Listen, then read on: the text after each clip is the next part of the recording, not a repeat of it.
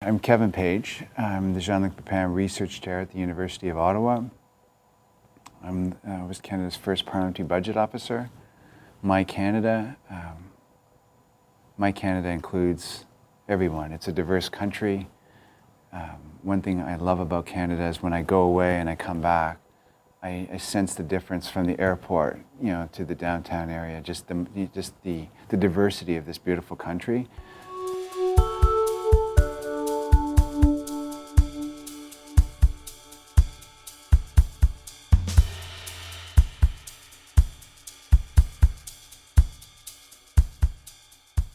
Are we, as a society, becoming, less tolerant? I mean, I think there's a tension that's building. We've seen it over, some of the recent bill on security, C-51. One of the people that we tend to celebrate recently now, the ambassador to Ireland, Kevin Vickers, he quoted a Frost poem when he actually. This is something that hit me hard. Became apparent after that the incident we had on the Hill, where we lost a corporal. He talked about when in his job interview, and again, this is the man responsible for security on the Hill. To me, it's just an iconic Canadian, and he's a big man, he's a gentleman, obviously a courageous man, and he quoted in his interview this Frost poem that talked about, be careful when you put up walls. You got to know who you're keeping in and who you're keeping out. Where my knowledge of your career picks up is starting with the transition to the Harper government from the Martin government. What was that like? And that had you? I found myself as at that time, 2005-06, I was the Assistant Secretary to Macroeconomic Policy at the Privy Council office. So it was kind of a senior economist position, briefing the Prime Minister, briefing Cabinet, briefing the Clerk of the Privy Council office on all the economic and fiscal events. So daily events, we get, this Friday we'll get information on the labor market. The Prime Minister needs to be briefed. I suspect we'll see maybe an increase in the unemployment rate, maybe some job loss. So what are the implications for that? And so we would brief daily on the economy, but also we would steer the budget through the Prime Minister's office, working through the Clerk's office, and steer the budget through Cabinet. So that's what I was doing in 2005, 6, 7, so that transition from Prime Minister Martin to Prime Minister Harper. I think, Canada, we've been at this sort of inflection point economically, fiscally, and maybe in other policy for a period of a number of years, and I think we're still there. We haven't really moved off of it. So there was, this government, the Prime Minister Harper, he and his government inherited a very good fiscal situation. Actually, for the most part, a strong economy. In economic terms, probably an economy operating above trend, above potential. So large surpluses, in the $20 billion range, and economic growth in the 3% range. If you think, if you look at the growth numbers now, we're just a little over 1% on a year-over-year basis. An unemployment rate below 6%. We have an unemployment rate of 6.8%, probably going to hit 7 on Friday. Very strong situation. So opportunities to kind of make investments for the future. And the government, it ran on a low tax platform and an accountability platform. So immediately, my task and the task of the public service was to implement that political agenda that he brought in 2005-06. And so it wasn't hard. we're cutting the goods and service tax, and we were cutting corporate income taxes. There were other issues at play that were playing out in the back of the scene. Or do we have, when we start cutting taxes, are we cutting too low because the economy is strong?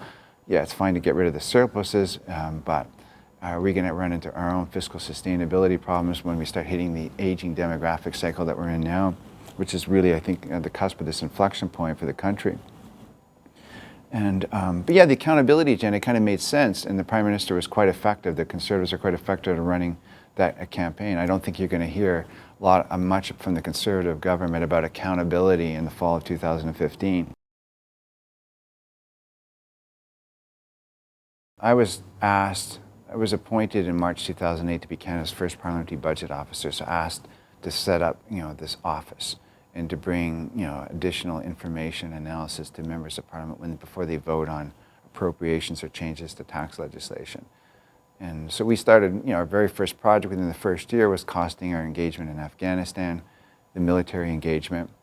And then, we started doing economic and fiscal projections. We were out ahead of the government in terms of calling a recession and deficit in 2009. Then we found ourselves in front of the government when the government was saying we're not going to provide financial information on the tough on crime legislation. We found it incumbent upon ourselves to provide that financial information on what the cost would be. Then fighter plane issues and changes to Canada Health Transfer, old age security. So we found ourselves being almost the only data point in the town that had analysis behind it. You get a report, you get an executive summary, but you get a report with graphs and tables and assumptions and uncertainty analysis around those assumptions. And so we found, again, going up against that ideology. We need to be tough on crime. If you're not tough on crime, you're not doing the right thing. We're saying, fine, be tough on crime, but here's the bill.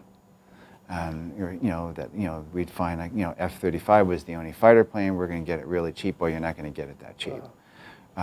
Or that old age security, your current program is not sustainable. We're saying, well, after some of the measures you've just taken, actually it is sustainable. And here's our analysis. But what we found was we put out that analysis, and all the costings that we did were peer reviewed by other experts. So we put it out. We wanted the work to be authoritative, and there was never a response from the government. So on the tough on crime legislation, you can go from every budget from 2006 to 2015, you will never see a tough on crime measure in the budget. They buried the cost completely. And they didn't provide, there was no white paper when they initiated that agenda. Everybody knows, to incarcerate more people, there's a cost to it. They never provided that analysis to Parliament. In fact, first they said it was a cabinet confidence, then they said it was too hard to estimate, but they told parliamentarians, go ahead and vote on it anyways, and vote blindly. And so you have, in that environment, you have no debate. It's all the issue is, do you accept my ideology or not? Do you accept that we need to, we need to be tough on crime? So there's no debate on, well, what if we, instead of spending billions of dollars on more people in prisons, what if we spent hundreds of millions and more for Aboriginal kids in, in their schools or community centers or, drug treatment places or mental health facilities? There's no debate. You shut down debate completely. Same thing on the fighter plane when they said, well, we can get this for really cheap. And we're saying, well, the Americans they're not going to produce the plane at that cost. You're not going to get it cheaper than the Americans. There's other planes we could look at if you wanted to. And they have there's no debate. And so they buried the sticker shot, and they actually buried the debate. So it became ideology first, evidence second, and they never provided the evidence. And so then they accused us of politicizing the office, where for us it was it's fine. You can go to Afghanistan, fine. You can be tough on crime. You could change old age security, but here's some cost estimates. I think it's fine for. You've heard that quote, I'm sure, from Krugman and others. It's fine for people to have an ideology. You're entitled to your ideology, but you're not entitled to your own facts. So I think it's just a suppression of evidence that bothers people.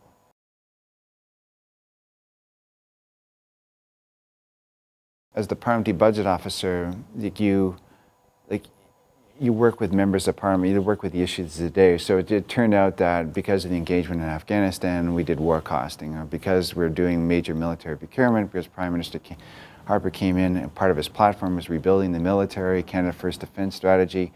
That these are significant, risky material type of investments. We found ourselves, we needed to get, to brief up, and we need to make sure members of Parliament were briefed up for that. So, we weren't deciding to become military experts or make that an area of expertise. But on the case of F-35, it's going to be our biggest military procurement in decades, and certainly in real terms and nominal terms, probably the biggest ever.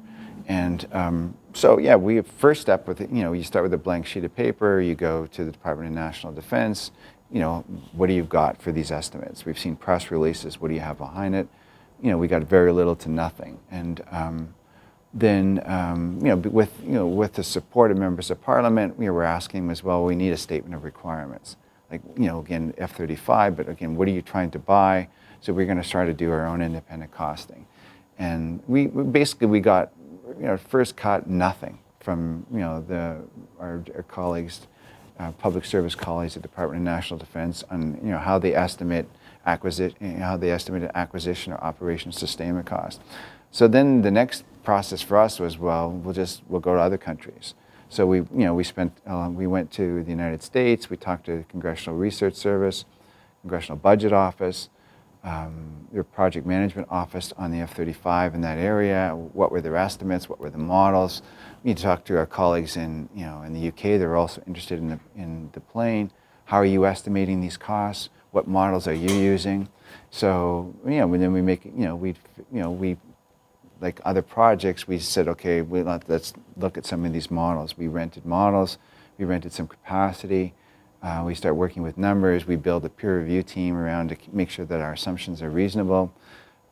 So, like we do economic and fiscal projections, we're using these models to produce estimates.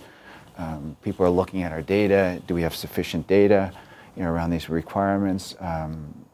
Is the data high quality? Then we come up with these estimates. We're about to release the paper. We go back to D&D and say, hey, we're ready to go. We've been working on this project for a couple of months. We got to release it. Can you give us something? It was literally like within days before we committed to release the paper in a nonpartisan way. They said, okay, here's our numbers. And then, that started a process of government saying, we don't trust your numbers. Like they're too high. And then, a year later, the Auditor General, probably a review started by Sheila Fraser but completed by Michael Ferguson, the Auditor General of Canada, released a report about a year after our estimates saying that, well, we actually saw access to cabinet documents, that public service was actually briefing the Prime Minister on numbers that were every bit as high as PBO's numbers, even though the government was criticizing PBO's numbers for being high. So they provide effectively two sets of numbers. One set of numbers like to the Prime Minister for decision support under the veil of cabinet confidence. Another set of numbers in a press release, like a 1-2 page document by Minister McKay saying, we're going to get it for the following.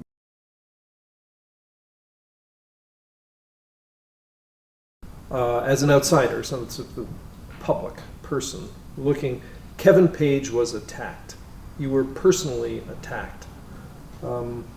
Is that accurate to make that statement? Well, I think the government definitely personalized it, which is, I think, a mistake on different levels. Well, it's a mistake from the point of view, it undermines an institution. We were like a new institution brought in by this government. I was appointed by this government to bring accountability and transparency. It was independent estimates. Our work was peer reviewed, and they're personalizing it as if for some reason, like I was supporting either the Liberals or the NDP or the Green Party or the Bloc because I was producing analysis that didn't support their press release. When in fact for me personally, reading the Act of Parliament, I was just doing my job. I think so. It was a mistake. I think it's always a mistake to undermine the institution. It would be the same for me. Like for me, when I think of the Prime Minister, it's always Prime Minister Harper, Minister Flaherty, God rest his soul, because you want to respect the institution. You may have disagreements on direction. It could be ideology, it could be fact-based, it could be analytical-based, but you respect the institution. For us, it was like we're just doing our job. And the fact that it would bother the government didn't really bother us. The fact that they personalized didn't bother me. I never lost any sleep over the fact that there were this sort of public outcry around our numbers. The thing that I did lose sleep for was, like, did we do our best work? Like, were the numbers solid? And so when you're a small team, we're a dozen people, and you're putting out these reports on the costing wars or fighter planes or ships or fiscal sustainability issues or costing Aboriginal education, is it the best work that we can do? Is that work authoritative? Because, the work will be used, and the credibility of the office is at stake, but also members of Parliament are going to use that information. So it had to ring.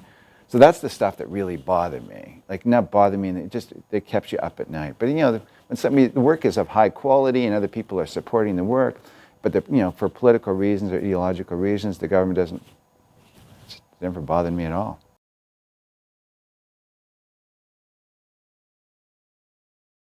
I think we've fallen. I think the public service didn't see this type of government coming, which is very ideological based. We got caught with the proverbial pants down. And so, as things started to change, omnibus bills, we weren't ready how to deal with that. Because the public service still has to be accountable to the government and to Parliament. And, when I found myself, we took the federal government to court on a reference opinion, after Budget 2012, when the government said, now we're going to freeze direct program spending, which is about half of overall program spending for 5 years, but I'm not going to give you the spending plans by department. I'm not going to show you where the cuts are. We're saying, well, you're still going to ask members of Parliament to vote on this stuff. They got to know where the cuts are. They need to know what the impacts are, because we're not just throwing money out the window, out of the proverbial helicopter. There's impacts on veterans, on food, on meat inspectors, on people that process checks, on guaranteed income supplements for seniors, et cetera, et cetera. We need to know what the impact. You can't freeze for 5 years and saying there's no impact. And they said, no, you're exceeding your mandate. So we took them to court. But in that process, before we went to court, we had rounds of letters with deputy ministers saying, like, you have an obligation here. That you have to have a spending plan to show how you're going to do that and what the impact. You have to brief Parliament on that. You're an accountability officer. So, and the deputy minister was saying, no, we're not giving you that information. Even the clerk said that on behalf of all the public service. So for me, that was a defining moment, a negative inflection point for public service, where they're saying, no, we don't want to be held accountable either. We don't, and that was just wrong. And that's dangerous.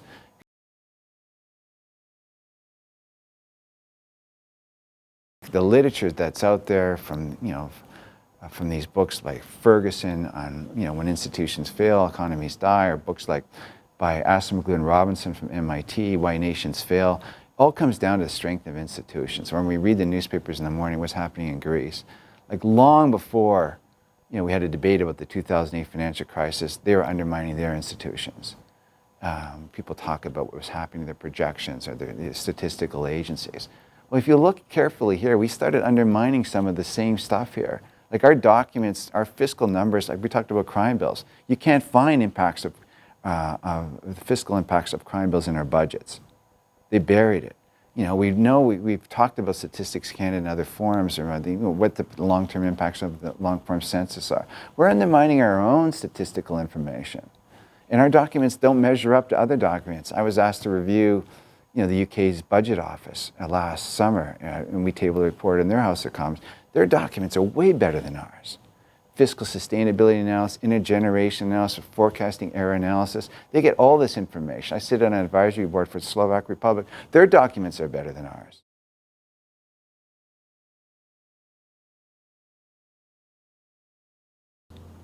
Like, we're losing ground.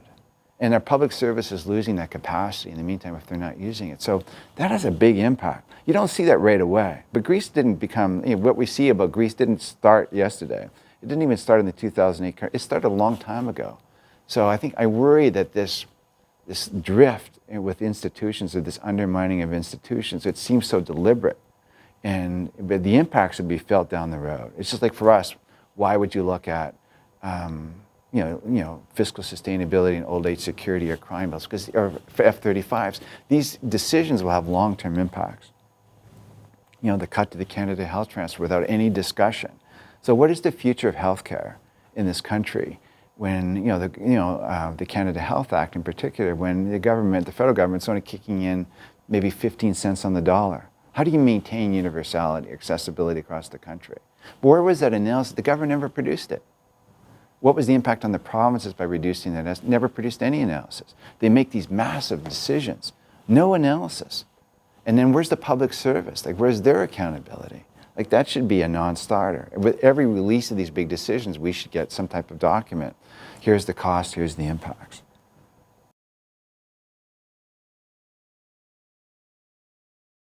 The current government gave us an Accountability Act and then completely gutted it, undermined it, throughout, by intimidating officers of Parliament, underfunding these sorts of institutions, personalizing it. We would be way further down the road if we had a Transparency Act. But this is the new normal now. We can have omnibus bills. We can make big decisions and we don't have to release any information. And guess what? When we don't release information, the media is not calling. They're not keeping us on our toes. Academics are not calling. It's only, the odd individual or think tank is going to speak up, but we can deal with that. But we don't have to, the phones are not ringing because we don't have to produce anything anymore. We just, the government tells us to do it. It's just loyal implementation. There's no fearless analysis anymore.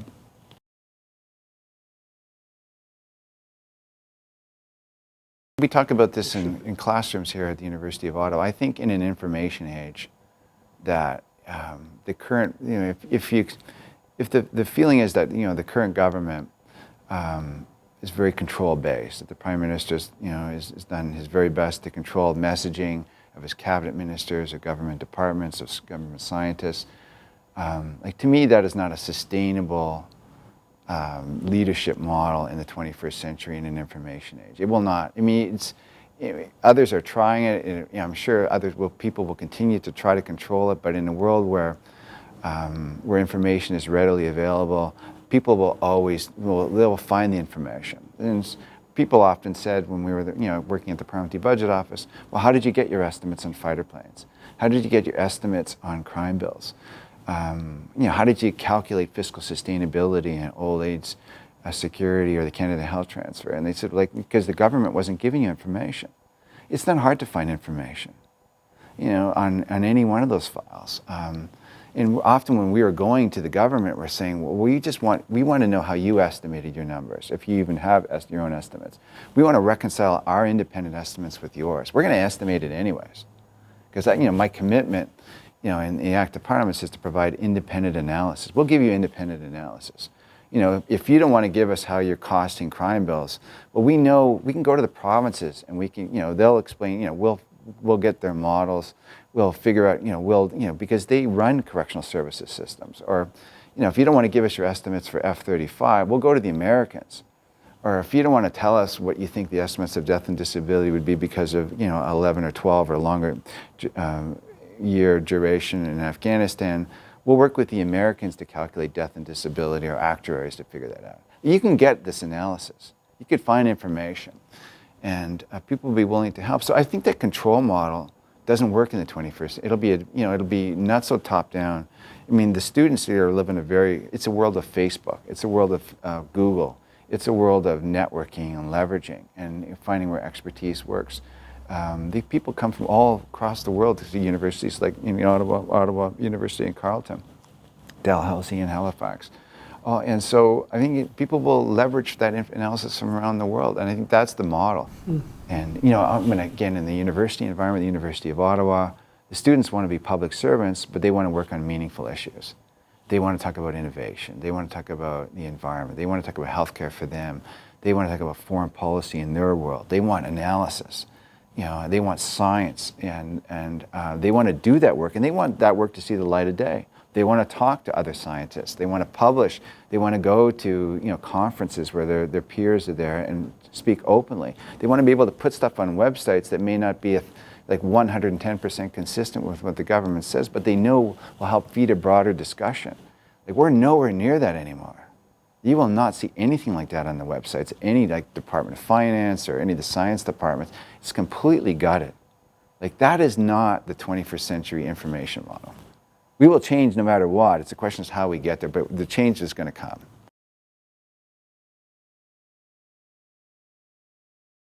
And I think, starting, having an opportunity to build something new and that brings about change, which is going to be difficult, particularly in that environment, it's going to be a rocky ride, a bumpy ride. Just worry about do we care? Do we have the sense that institutions do matter? The importance of trust in the Senate and the Prime Minister's office, the importance for members of Parliament that are not part of the executive to hold the government to account, the importance of a nonpartisan public service, the importance of a world-class independent statistical agency. Does that stuff matter? I worry, when I speak to members of Parliament, that won't be the issue. The issue will be something else. A child care program, which is fine. A tax reduction measure, which is fine, maybe, but this will not be an issue. I know previous, in 2012, even though the government went to that election in a contempt of Parliament charge, and some of the opposition leaders tried to make this an issue. They failed for the most part in making it an issue. And then, to me, there's a validation of a behavior that got worse since 2012. Now we're 2015. We've had austerity with really no transparency. We can see that the economy is struggling. We should be able, in a G8 type of economy like Canada, to take a drop in oil prices and still have enough strength to kind of not be in a technical recession in 2015. So I worry that people will focus on some of these other issues and not think about the importance of institutions. And my friend often quotes that, that cartoon Pogo, we've met the enemy and it is us. And I worry that the electorate, not just the leaders, but the electorate have become so disengaged, partly because it's been deliberate, And they're so tuned off by what goes on in Parliament, the lack of discussion, the lack of focusing on key issues, that they've tuned out completely, that they think that it's okay to undermine institutions. We'll just continue to undermine them more and more. They're already broken, let's just break them a little bit more. And they don't see the connection between what's happened in the last 10 years on the institutional front and what happens in some other countries that are really struggling right now. That they've like Niall Ferguson's books, when institutions struggle, economies die. Like there will be an impact on the quality of our democracy and on the level of our prosperity if we undermine these institutions. And so to me, that's a concern. And I really don't know, other than we have initiatives, that at the university, I vote, je vote initiatives to get the youth engagement up. It's less than 40% the last election, 18 to 24 age group. Like we're trying to get it to 60% or more. Like how do you engage people to say that this actually does matter? The other stuff matters, and we will fix healthcare. We will work on environment. You actually need to fix federal-provincial relations. We have no dialogue going on those issues right now. So we need, again, all these institutions have been undermined. Like we will need good analysis to figure out how we transition to a world where, the demographics can be fundamentally different over the next 2-3 decades. We're right now from 15 to 65 and over. It's like a 4.5 to 5 to 1 ratio. In 2.5 decades, 3 decades, it's 2.5 to 1. We're losing a lot of horsepower. Is going to leave people like you and I. We're leaving the labor force. So, and then our kids and our grandkids are going to be left. How do you generate, productivity? But where's the analysis around that? Where's the debate? And why are we not making some of those investments now, when the economy is struggling? We have record low interest rates and we have fiscal room to maneuver. Like, why aren't we not thinking openly? Why are we scaring people to believe that somehow if we invest in the future, we're going to become Greece? That's not how Greece got to be Greece. They didn't invest in their institutions. They undermined their institutions. They didn't capital invest. So I'm just worried that that the electorates become so tuned out and we stop caring and the enemy actually is us and we get what we deserve.